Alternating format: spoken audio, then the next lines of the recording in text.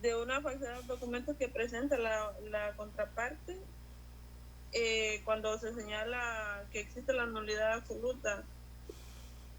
Y lo que solamente ahí ya lo que pronuncia la sala al final, de que cuando dan los argumentos expuestos en la sentencia de la prueba ofertada, porque la parte esta del señor porque esta ya es otra abogada la que hace la casación. Entonces, la misma línea que llevaba el Montano, que era la parte antes de la casación, lo que sale que es cuando menciona lo de la oralidad es porque dice que la juez en la apelación, cuando hicieron en la Cámara en la apelación, no le respaldaron con los medios de prueba que ya habían presentado anteriormente. Ok. Sí, excelente. ¿Algún otro integrante de esta sala quisiera agregar algo a la explicación dada por su compañera?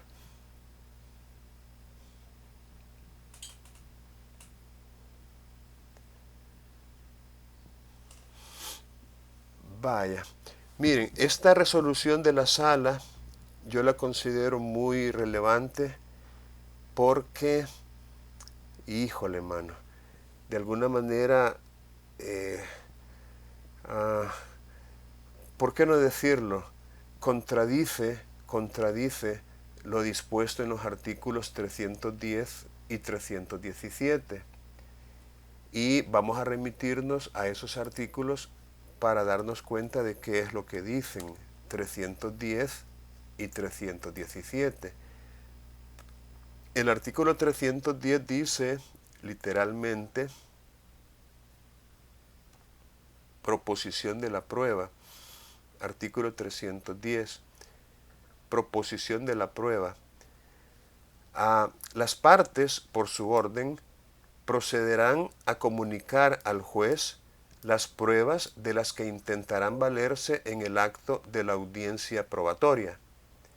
O sea, lo que está diciendo el legislador es que en la audiencia preparatoria, por su orden, las partes van a comunicar al juez las pruebas de las que intentarán valerse en el acto de la audiencia probatoria.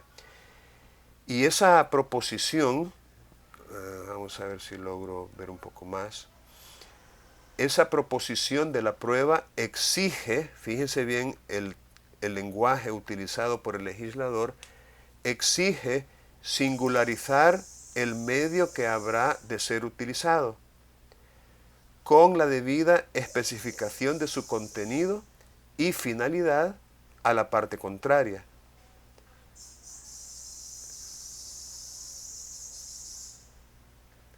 Y el siguiente artículo, vamos a ir avanzando un poquito, el 317, dice, la prueba, vamos a darle un poquito más de tamaño a esto, la prueba deberá ser propuesta, déjenme chequear esto, la prueba deberá ser propuesta por las partes, fíjense bien el término, deberá, la prueba deberá ser propuesta por las partes en la audiencia preparatoria o en la audiencia del procedimiento abreviado, obviamente si estuviéramos en un proceso abreviado, salvo casos expresamente exceptuados en este código, que los casos expresamente exceptuados son los que tienen que ver con la prueba documental, que la prueba documental perfectamente se puede, y no solo se puede, sino que se debe proponer desde las alegaciones iniciales. Y otra vez repite, la proposición de la prueba exige singularizar el medio que habrá de ser utilizado con la debida especificación de su contenido. El juez evaluará las solicitudes de las partes, declarará cuáles pruebas son admitidas y rechazará las que resulten manifiestamente impertinentes o inútiles. La decisión del juez no será recurrible y las partes podrán solicitar que se haga constar en acta su disconformidad a efecto de interponer recurso contra la sentencia definitiva. Entonces, estos dos artículos, el 310 y el 317, en casación se reprochó que habían sido vulnerados. Es decir, la queja casacional consistió en que no se habían respetado estos artículos, el 310 y el 317. Sin embargo, en su resolución, la sala dice, vamos a ver, afirma la impugnante, o sea, la persona que presentó el recurso de casación, que al no cumplir con el requisito sobre el ofrecimiento o propuesta de la prueba, el juez no debió admitirla, porque al hacerlo en la forma como lo hizo, infringe lo establecido en el artículo 317. Con ello, opina que se ha vulnerado el principio de defensa y contradicción en el marco de la actividad probatoria que fue desarrollada en la audiencia.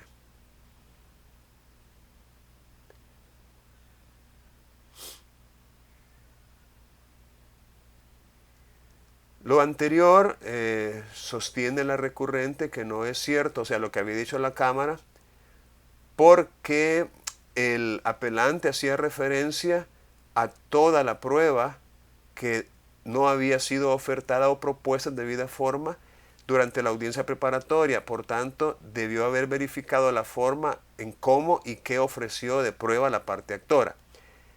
Vaya, y aquí viene lo que yo quería enfatizar, o sea, lo que yo quiero, como quien dice, comentar a ustedes.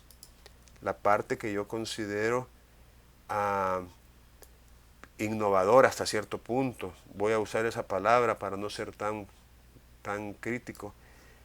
Dice, esta sala advierte que la ADCEM, o sea, la Cámara, la que resolvió el recurso de apelación, ha considerado que al haberse ratificado lo expuesto en la demanda y la prueba ofertada en la misma, el juez acuo no cometió infracción alguna, pues se admitió tal como se había descrito en la demanda.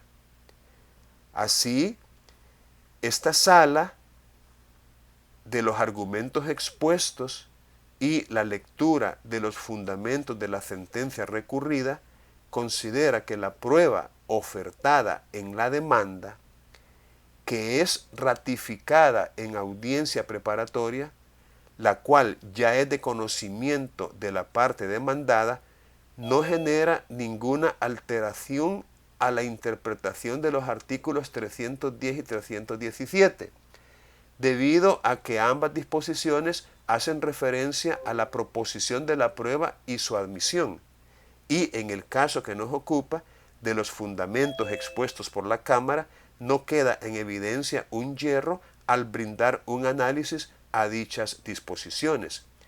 En ese orden, lo expuesto por la ADCEM ha sido respaldando que si en la audiencia preparatoria la parte actora ratifica el contenido de la demanda y la descripción probatoria plantada en la misma, y sobre ello se pronuncia el juez acuo, no se colige una vulneración, análisis del cual esta sala no determina que existe afectación a estas normas indicadas como transgredidas, pues ya hubo ofrecimiento de prueba y fue admitido debidamente, por lo cual no se configura el vicio alegado, deviniendo lo relatado por la impetrante en simples inconformidades con lo expuesto por la ADCEM, debiendo declararse sin lugar a casar la sentencia. Miren, con todo respeto, yo no estoy de acuerdo con esta forma de ver las cosas.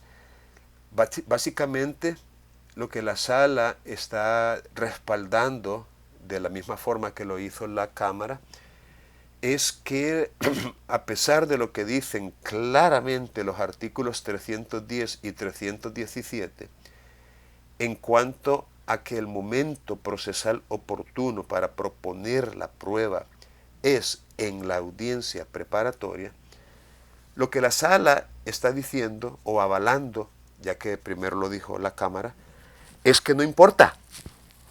Es decir, no importa si se hace desde la demanda misma o si se hace en la audiencia preparatoria, no importa.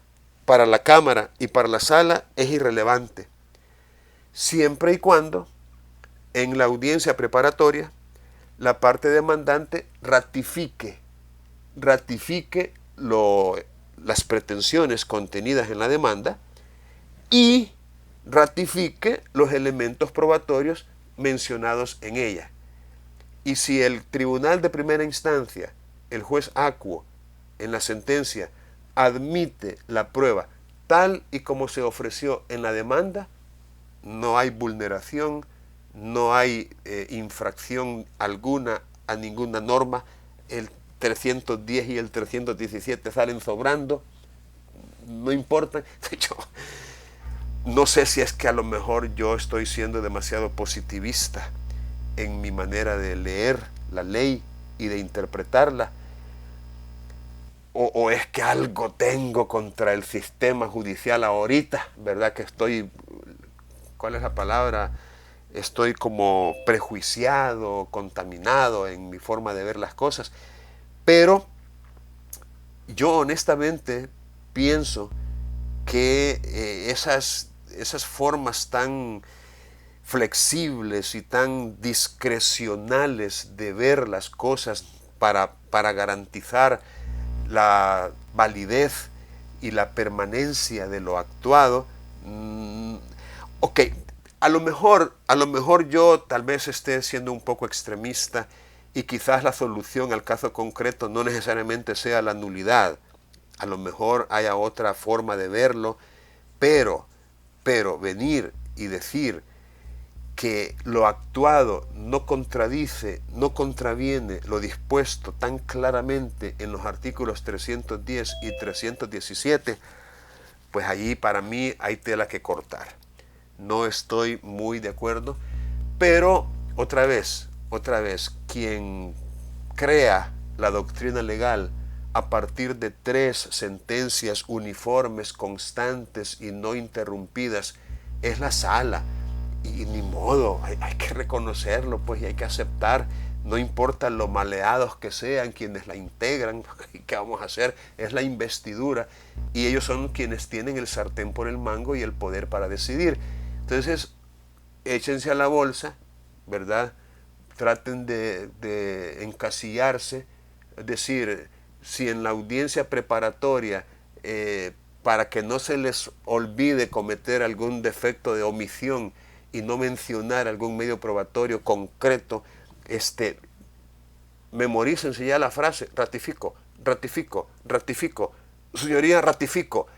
¿Tiene la palabra para proponer la prueba? No, ratifico lo dicho en la demanda, ratifico la prueba que ya puse en la demanda. Qué cosa más ridícula. Pero bueno, hágalo, aprenda eso, apréndase de memoria la palabra ratifico, ratifico, ratifico, porque según la sala, si usted ratificó lo dicho, entonces no hay problema, estamos bien. El 310 y el 317 salen sobrando. Sala de lo civil. ¿De acuerdo? Ok, pasemos al siguiente sala, por favor, la sala número 2. A ver quiénes estuvieron allí. Vamos a ver. ¿Tenemos a alguien que estuvo en la sala 2? Mi persona, licenciado. Ok, le escuchamos, Mario.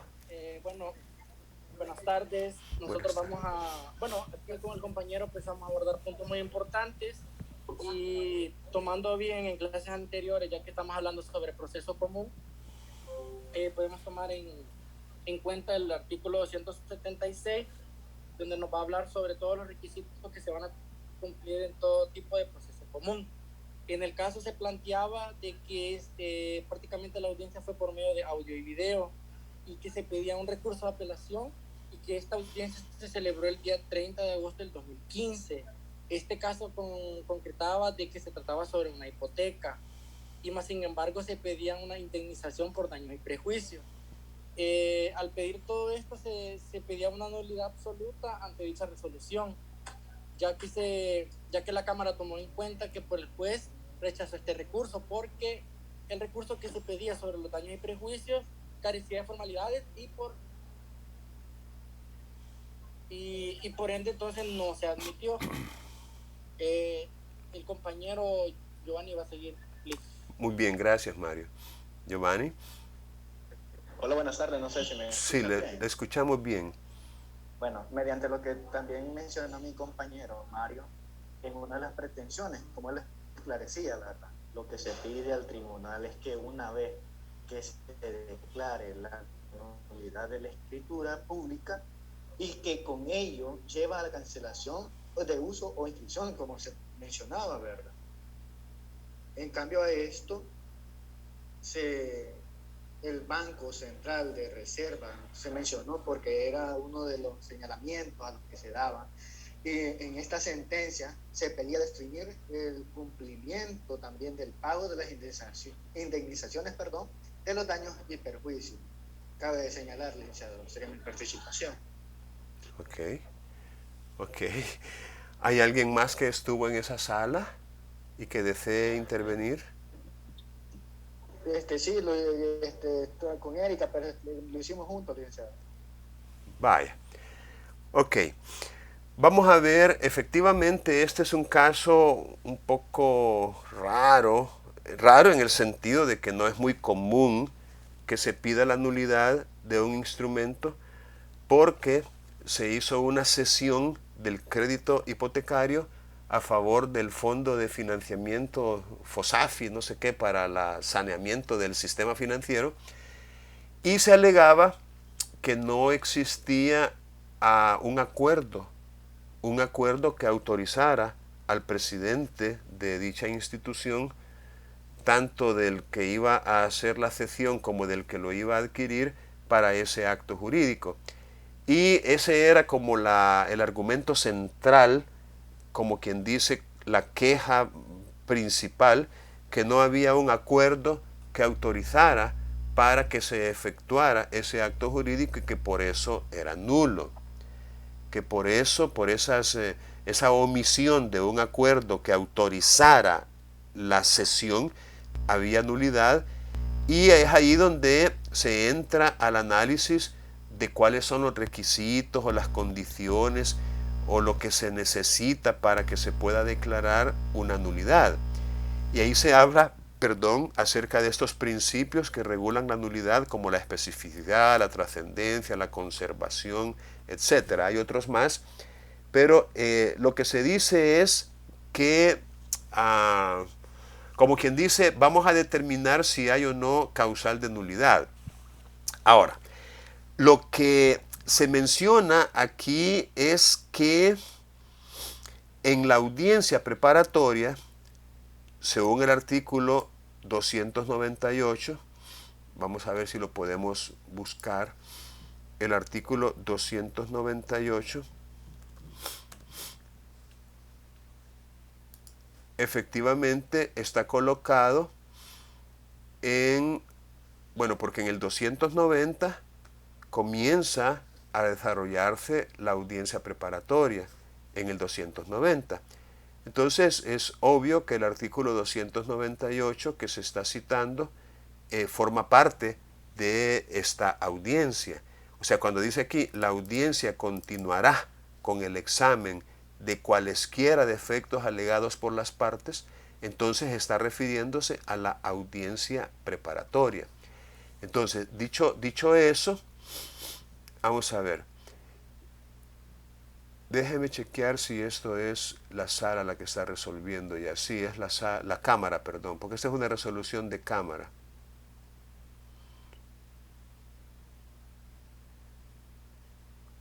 Vamos Vamos a ver.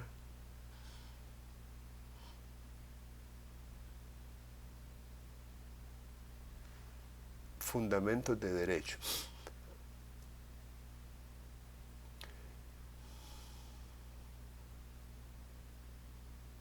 Sí.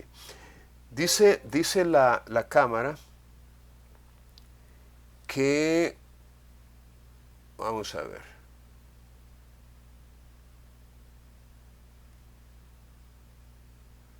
en el caso de Marras, esta palabrita de Marras, quizás ustedes no la habían escuchado antes, pero lo que significa es, en el caso que estamos analizando, en el presente caso, en el caso que nos ocupa, en el caso de Marras, al haber rechazado el juez acuo la pretensión accesoria de daños y perjuicios, porque a su juicio no cumplía con los requisitos antes expresados, aunque no fuera nada claro ni específico en decir si declaraba improponible o inadmisible únicamente tal pretensión o toda la demanda, en virtud de la falta de motivación, resultó haber tomado su decisión con carácter de definitiva, porque, como se dijo, dio por finalizado el desarrollo de tal audiencia y con ello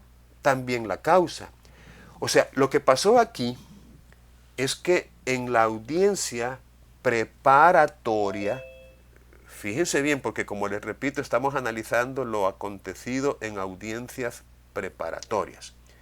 Pues en la audiencia preparatoria, el juez consideró que no se reunían los requisitos para poder conceder una indemnización de daños y perjuicios.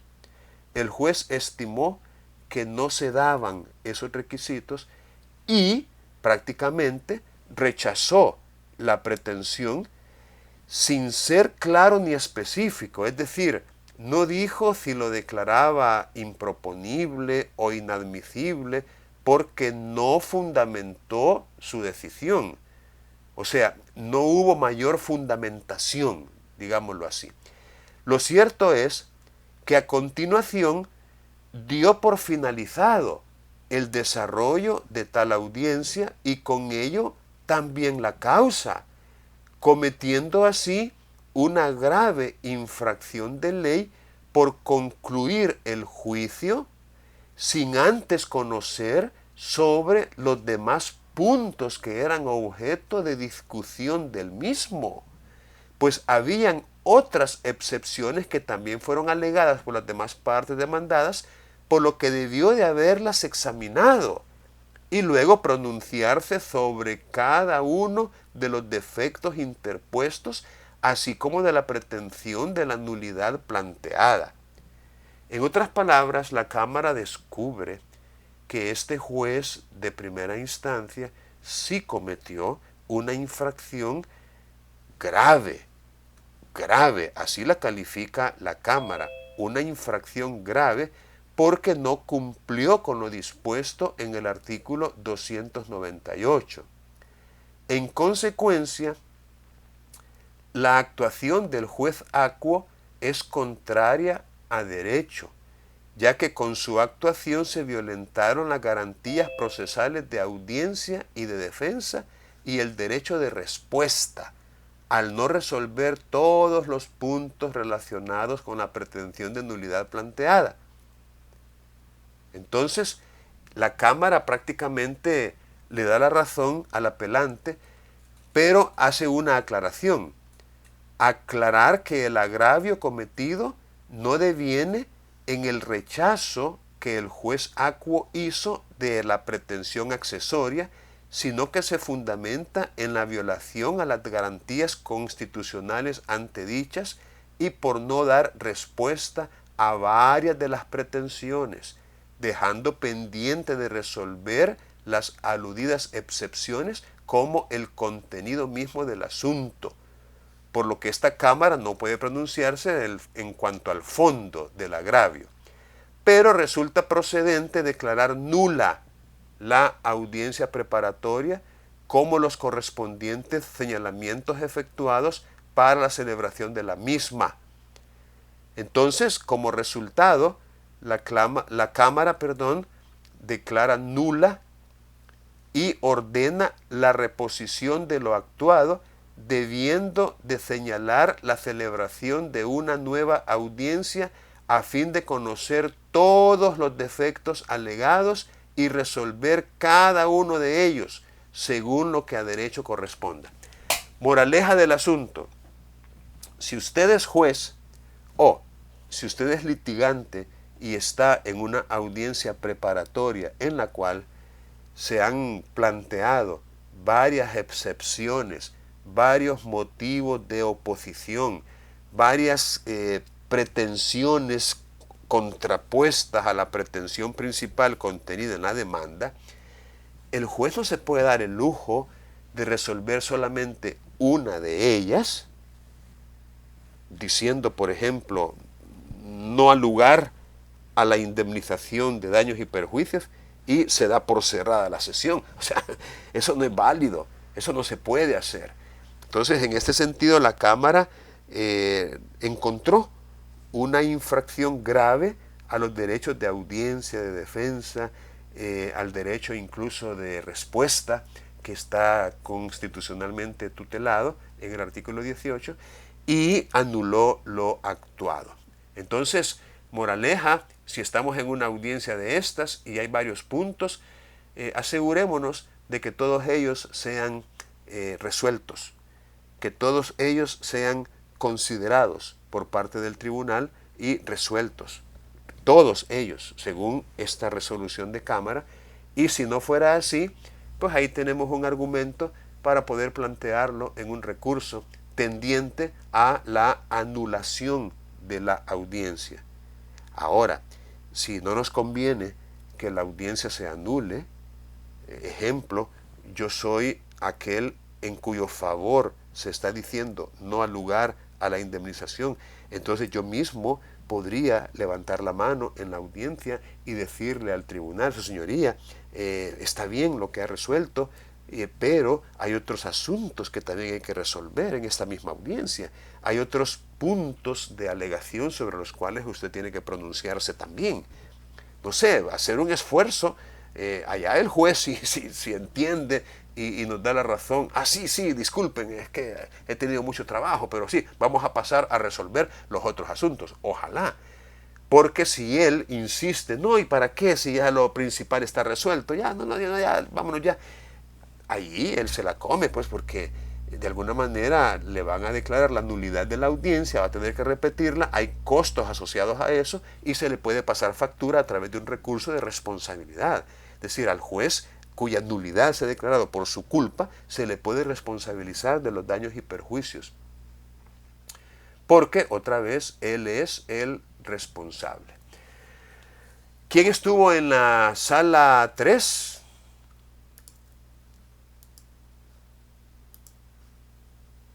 Que nos pueda ayudar con este otro, por lo menos con el cuadro fáctico. Nosotras, Liz, la compañera Cindy Nolasco y mi persona. ¿Qué me puede decir, Katia? Permítame, creo que la compañera va a dar su aporte primero. Ok, perfecto. Sí, buenas tardes. Buenas tardes.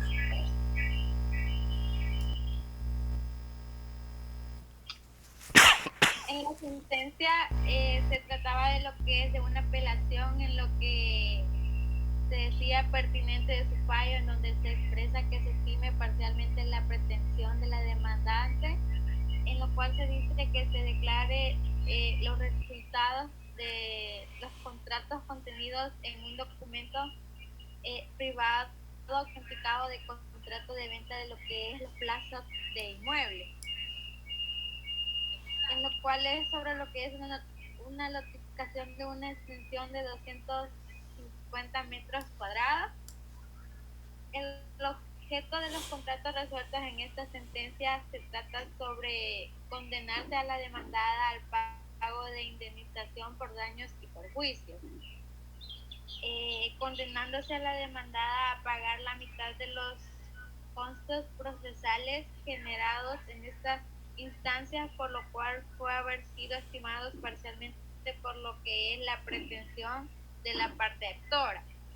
En lo cual el licenciado Raúl, como se menciona ahí, en la calidad antes dicha, interpuso demanda en lo esencial y dijo pretensión conforme a los artículos 239 y 240, inciso 2 del Código Procesal Civil y Mercantil. La otra compañera le va a hablar un poquito más.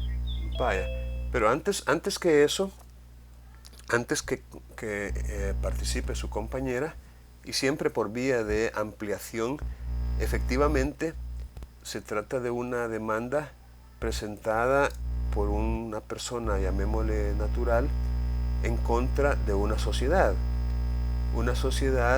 de esas que lotifican y hacen contratos de venta a plazos de inmueble o arrendamiento con promesas de venta según la modalidad que escojan. En este caso fue una venta a plazos y se reclamaba la resolución del contrato, es decir, que el contrato se dejara sin efecto, pero al mismo tiempo se reclamaba devolución o restitución del dinero que mes a mes había ido pagando esta persona a la sociedad. Asumo yo, porque no alcancé a leer eso, que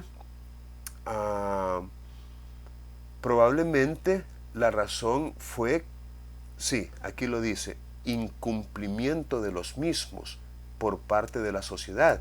Es decir, me imagino yo que a lo mejor estos inmuebles la sociedad nunca pudo legalizarlos al punto suficiente de poder otorgar escritura. Esos casos se presentan con alguna frecuencia en nuestro país.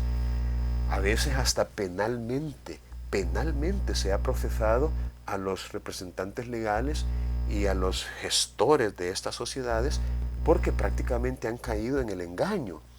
A veces han lotificado y entregado de buena fe, o mejor dicho, las personas de buena fe han recibido lotes y han empezado a pagarlos y a veces han comenzado a habitarlos y a construirlos, y tal vez la propiedad tiene embargos o tiene hipotecas o no se sabe quién es el dueño porque el dueño se murió hace mucho tiempo y dejó varios herederos que no se sabe dónde están.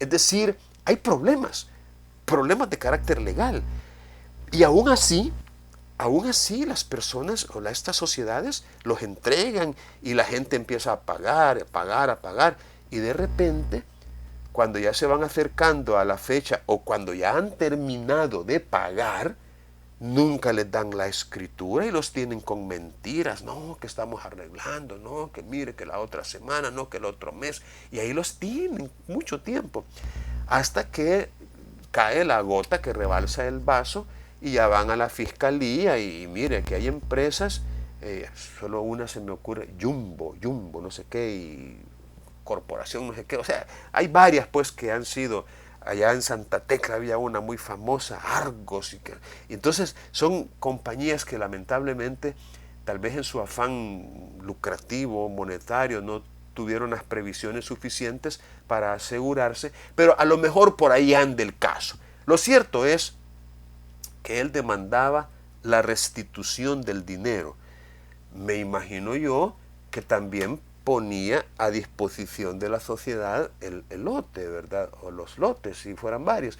Porque la resolución de un contrato, por definición, la resolución consiste en dejarlo sin efecto, de tal manera que las cosas vuelvan al estado que tenían antes de celebrarse el contrato. En eso consiste la resolución, que las cosas vuelvan al estado que tenían antes. Entonces, no solamente reclamaba la devolución del dinero y la resolución del contrato, sino también indemnización de daños y perjuicios, argumentando que ese incumplimiento de parte de la sociedad le había ocasionado perjuicios equivalentes a $20,000, parece que reclamaba, adicionales a eso.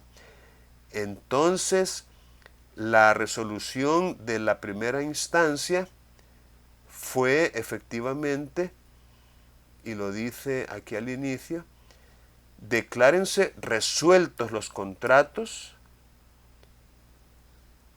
y ordénese a la sociedad demandada que restituya $11,854 y condénase al pago de la indemnización por 21 dólares, $21.86. Daños y perjuicios, $21, qué raro. Bueno, eso es lo que dice la resolución. Vaya, ahora sí ya puede continuar. Ya puede continuar.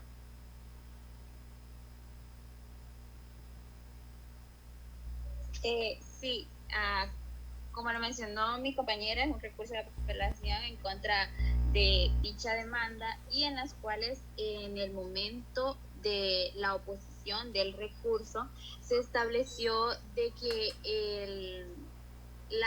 el apoderado se opuso lo que a dicha apelación, ya que este violentaba lo que era el principio de defensa y el derecho de defensa y el principio de defensa y contradicción, al momento de que este no pudo presentarse a dicha audiencia preparatoria por hechos de que este se encontraba en un impedimento de justa causa, en las cuales se decía de que la restitución no aplicaba, pues la demanda gozó del usufructo del inmueble al momento que este estaba desarrollándose en dicho contrato, por las cuales se consideró que respecto a la celebración de la audiencia preparatoria,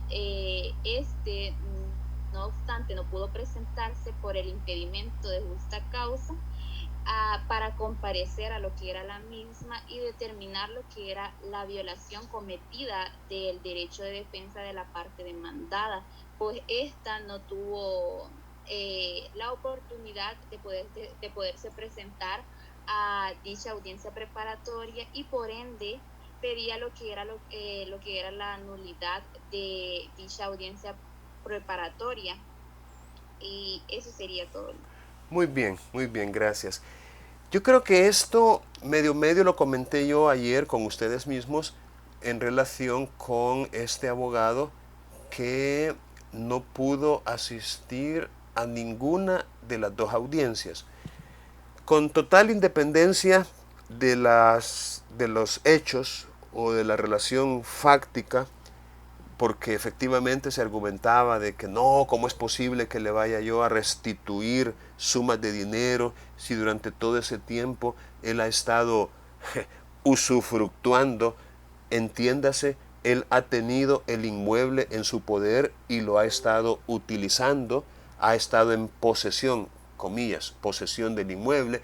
Entonces, lo que pagó equivale a ese uso que le dio al inmueble. Ese era como el argumento central de la parte demandada. Algo así como no tengo por qué devolverle plata si utilizó el inmueble. Pero vayámonos al aspecto procesal, no a los hechos. Digamos que los hechos ni siquiera los vamos a tomar en consideración, sino solamente lo que sucedió procesalmente hablando.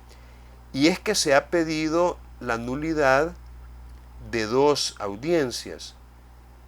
La primera, el abogado dijo que no se le había citado, que no supo de la audiencia preparatoria porque no se le citó. Y la segunda, porque tenía una justa causa para no asistir, la probatoria. Entonces, la Cámara, y esto es bien interesante y podemos aprender mucho de ella, dice que la sentencia se pronuncia exclusivamente sobre los puntos y cuestiones planteadas en el recurso. Ello es así por un principio llamado tantum devolutum quantum appellatum, es decir, tanto se devuelve como cuanto se apela. En otras palabras, yo voy a resolverte sobre lo que tú has alegado. No voy a entrar a analizar aspectos que tú no has contemplado en tu recurso. Principio de congruencia.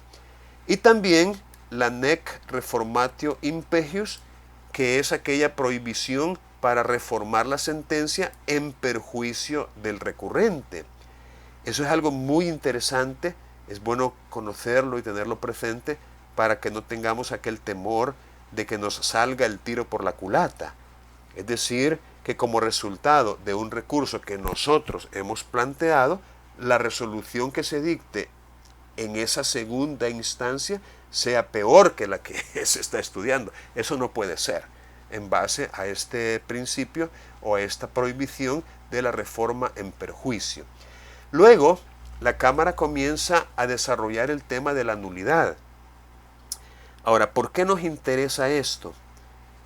Miren, a veces nosotros podemos, ¿por qué no decirlo?, sufrir algún tipo de agravio, algún tipo de merma o menosprecio o ser víctimas de una infracción a una garantía constitucional.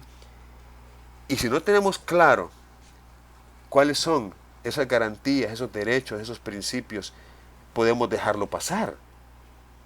Es decir, podemos desconocer que podemos utilizarlo como argumento válido para un recurso y podría resultar eficaz.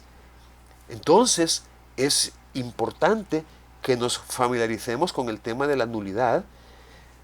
Bueno, en el doble enfoque, para pedirla o para rechazarla. Es decir, porque de repente nosotros podemos sentirnos agraviados y pedir la nulidad, o podemos ser la parte contraria. La parte que resultó beneficiada con la sentencia, con la resolución, y que no le conviene la nulidad. En cuyo caso tenemos que defender, pero defender con argumentos que sean correctos y verdaderos, lo actuado. Por eso es que hay que aprender sobre la nulidad. El vicio de que adolece una sentencia o diligencia declarándola sin ningún valor. La nulidad es la ineficacia de un acto por la ausencia de una de las condiciones de fondo o de forma requeridas para su validez. Procesalmente hablando, la nulidad es la sanción que priva al acto o actuación de sus efectos normales cuando en su ejecución no se han guardado las condiciones necesarias para su validez.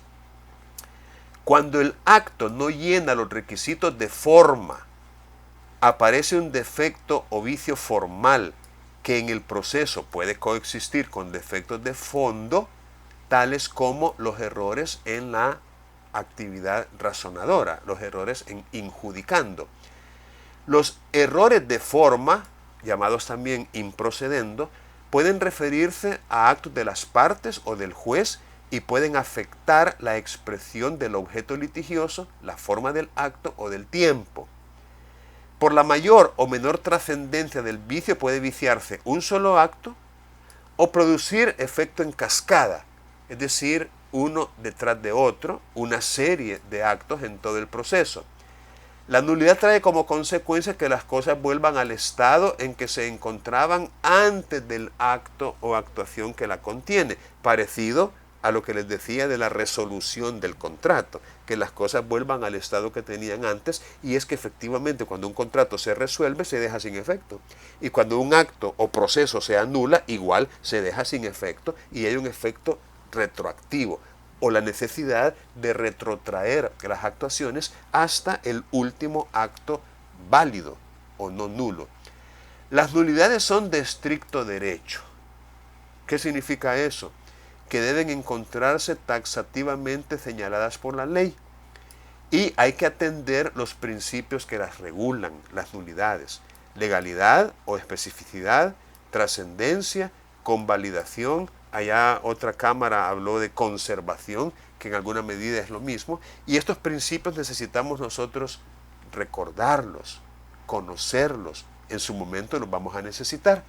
Además, el 232 habla de una causal llamada, o mejor dicho, una causal bastante extensa, bastante amplia en su contenido, que incluso nos lleva a pensar de que no hay un numerus clausus en materia de nulidades, sino más bien apertus clausus, por esto que dice el artículo 232. No obstante, deberán declararse nulos si se ha infringido los derechos constitucionales de audiencia o de defensa. Derechos que de alguna manera podrían ser múltiples y variados. Además, el 516 dice a los tribunales que si al revisar las normas o garantías observan alguna infracción, anulará la sentencia y resolverá sobre la cuestión, etc. En el caso concreto, efectivamente se había pedido nulidad de la audiencia preparatoria y la Cámara se remite en este número 3 a esa queja de nulidad, diciendo, denota esta Cámara que en resolución de tal fecha se recibió, o sea, se tuvo por recibido la contestación de la demanda y se convocó a las partes para llevar a cabo la audiencia del 290, que es precisamente la audiencia preparatoria. Auto que fue notificado vía fax en tal fecha, a tal número, según acta de notificación, medio técnico que fue propuesto por el referido profesional en escrito de folios 124. Les decía yo ayer que nunca pretendamos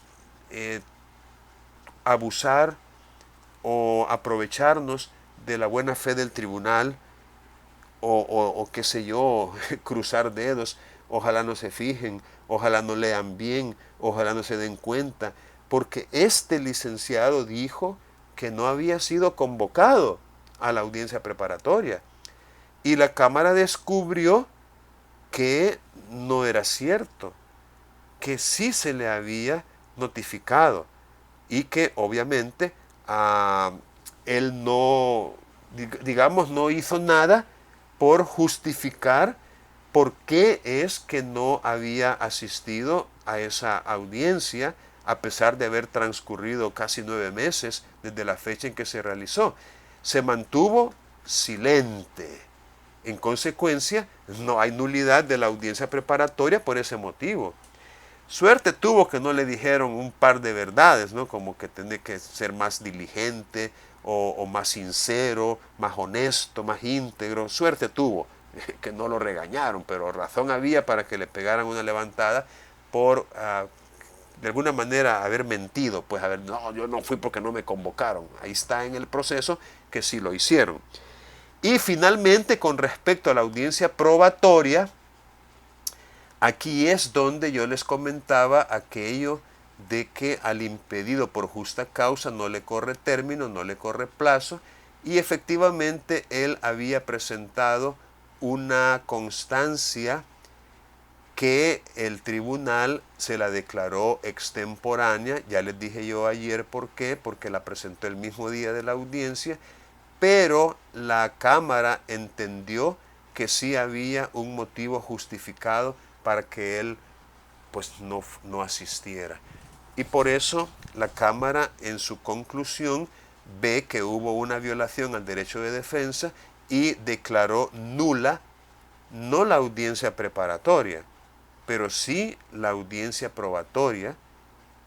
Entonces, como el fulano no estuvo en la audiencia preparatoria, que es donde se ofrece la prueba, obviamente no creo yo que al final haya resultado ganador, a menos que a la audiencia probatoria no hubiera llegado la parte contraria, otra hipótesis.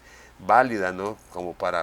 Pero si no había presentado prueba en la audiencia preparatoria, pues se iba a ir únicamente con la prueba ofrecida por la parte contraria, y ahí habría que ver su habilidad para poder refutar la prueba y para poder en sus argumentos finales convencer al tribunal de que la prueba de la parte contraria había resultado insuficiente para acreditar los hechos. Bueno, jóvenes, aún es todo por ahora. Vamos a pasar